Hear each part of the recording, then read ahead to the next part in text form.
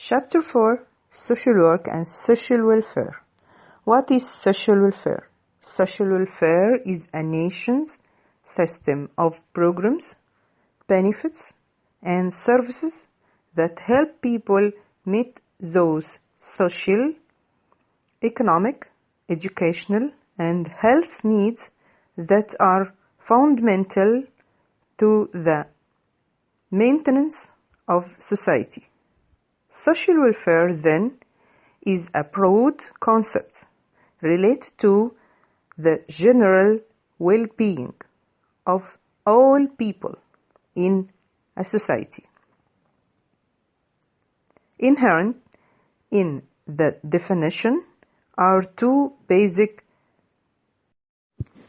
what people get from society in terms of programs, benefits, and services, and how well their needs, including social, economic, educational, and health, are being met.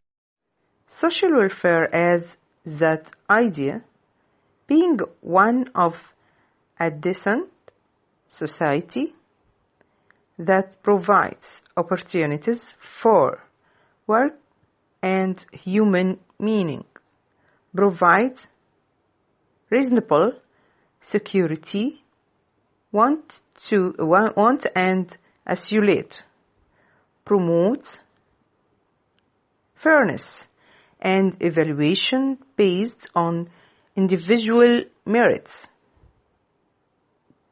and it economically productive and stable. Social welfare, in a broad sense, encompasses that well-being and interests of large numbers of people, including their physical, educational, mental, emotional, spiritual, and economic needs.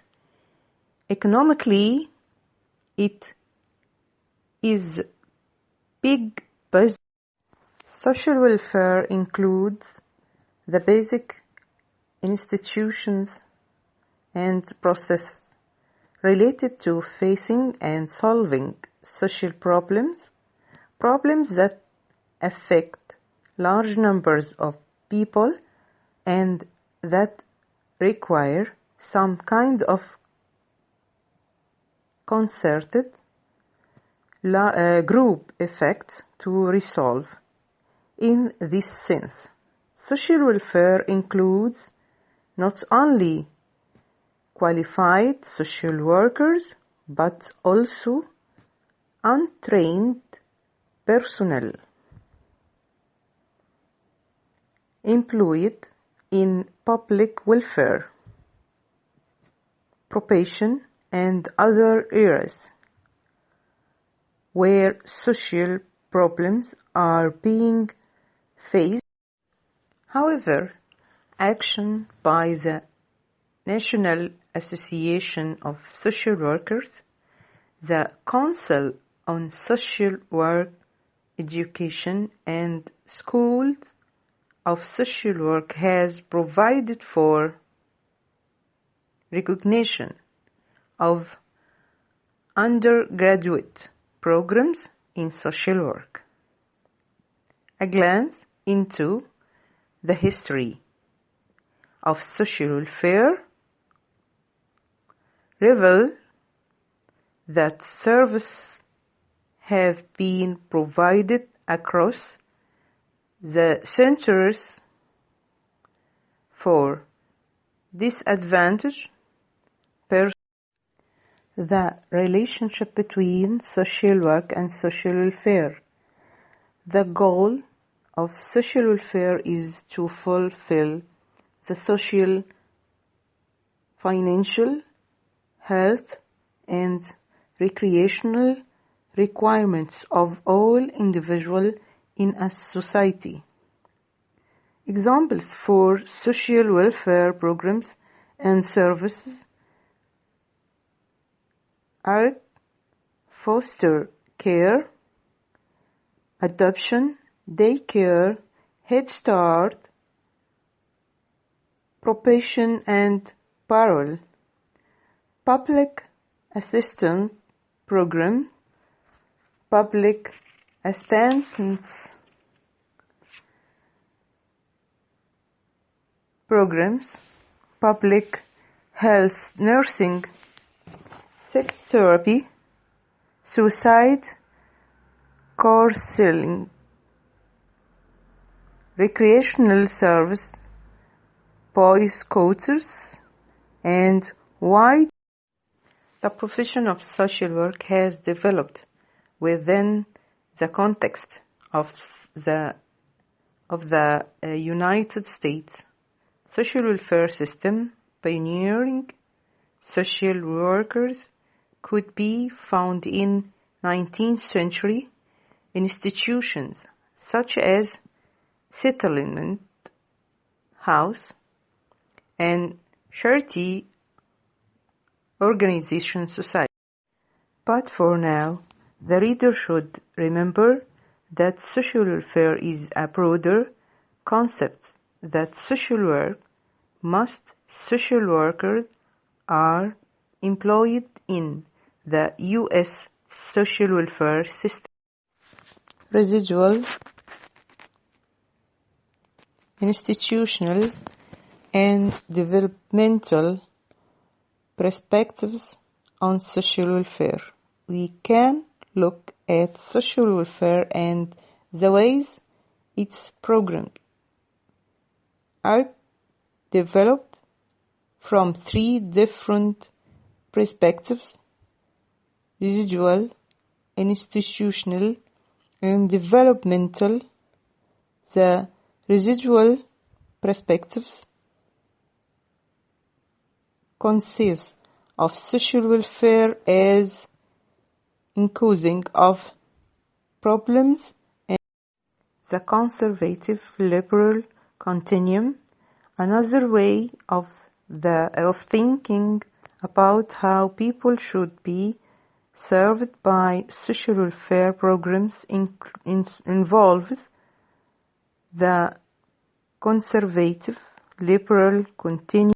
Conservatism is the philosophy that individuals are responsible for themselves. Governments should provide minimal interference in people's lives, and change in generally unnecessary. Three concepts tend to characterize and conservatives. First, conservatives usually oppose change and thrive on tradition.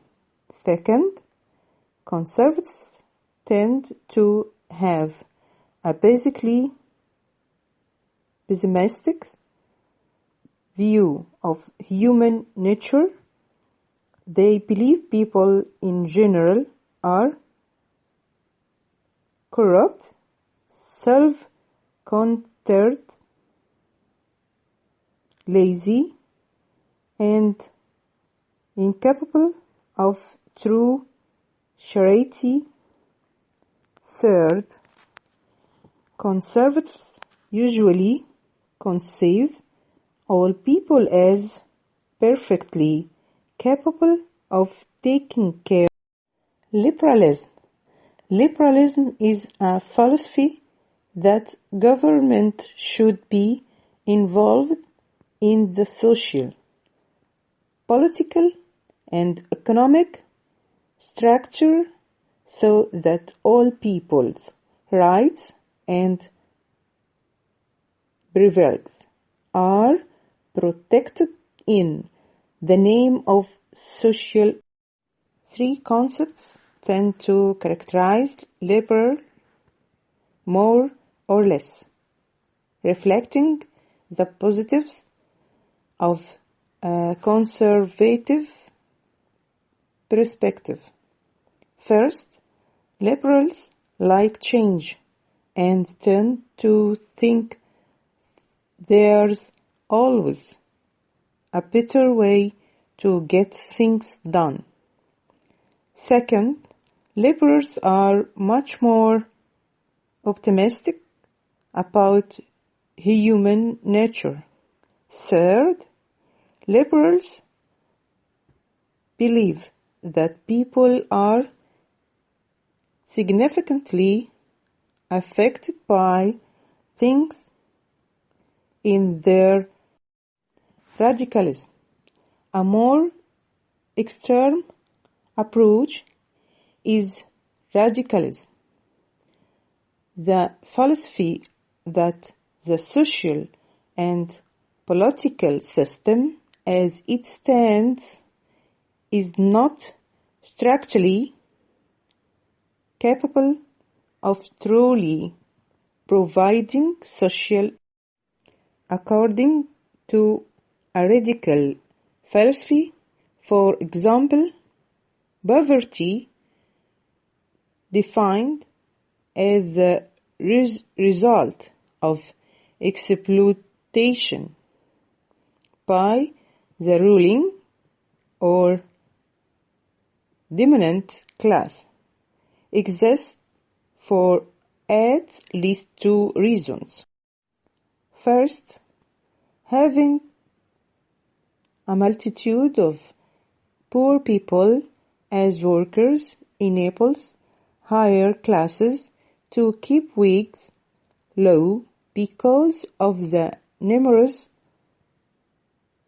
replacement workers. Second, keeping a class of people poverty enhances the prestige and status of the middle class. International social welfare in a global context. The world is also getting more interdependent in a global economy. What social and economic force impacts one nation may well result in repercussions in many other nations. Explain. Social work is one of many players in the response to these realities of global interdependence, the scope of global poverty and the intensity of ethnic conflicts require first political and economic responses by nations and international organizations. International social work organizations that actively engage social workers around the globe include the International Federation of Social Workers, IFSW, and the International Association of School of Social Work, IASSW.